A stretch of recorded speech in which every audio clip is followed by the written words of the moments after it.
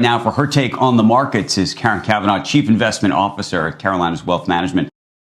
Now we have reflation, rebound, reopening.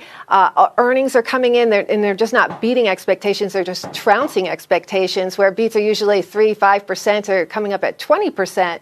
So that's really good news. But then we're going to see another resurgence as corporate earnings are doing very well, and they're continuing to do well. But it's not just here in the United States. It's also in Europe and in Asia. Whenever China decelerates, they're going to stimulate some more. So it takes a while for that stimulus to work through the economy, but it will work through the economy, and we've seen this play out before in 2000. Businesses do. And when I take a look at U.S. businesses, I see earnings projections for the second quarter of 20% growth, and that's probably going to be low. So we're going to have another blowout quarter. A year ago, we were talking about the global synchronized expansion, but we had tax cuts, we had deregulation, and so the U.S. has moved to the head of the class.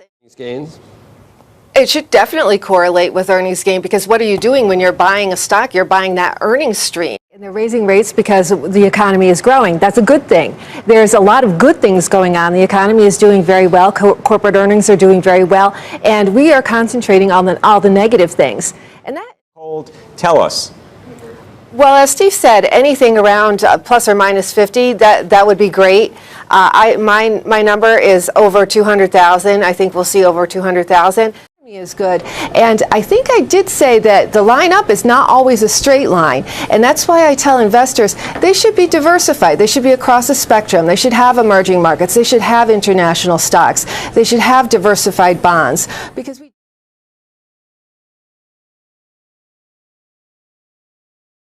financial experts say these budgets ahead of time will give you peace of mind as you plan for any post-pandemic travel. As bad as last year was, it actually allowed, about $82 billion in credit card debt was paid down last year because we couldn't do anything. I wasn't taking the wife and kids out to dinner or going on a trip. There was nowhere to go. So a lot of debt was paid down. According to financial experts at Carolina's Wealth Management, low and middle income parents can expect to receive $3,000 for every child age 6 to 17 and $3,600 for every child under age 6. The government, given the pandemic and the issues people are still dealing with, have decided to do that on a monthly basis. So families are getting the first half of that credit every month, the balance of this year, and then they'll get the second half of the credit when they do their taxes in 2022. Now, the payments break down to between $250 to $300 per month. Financial experts also offer ways to use the child tax credit. They're going to get more than they would have gotten, and they're getting it now rather than in the future, as most young families really do need that additional assistance given everything that's going on in the world today.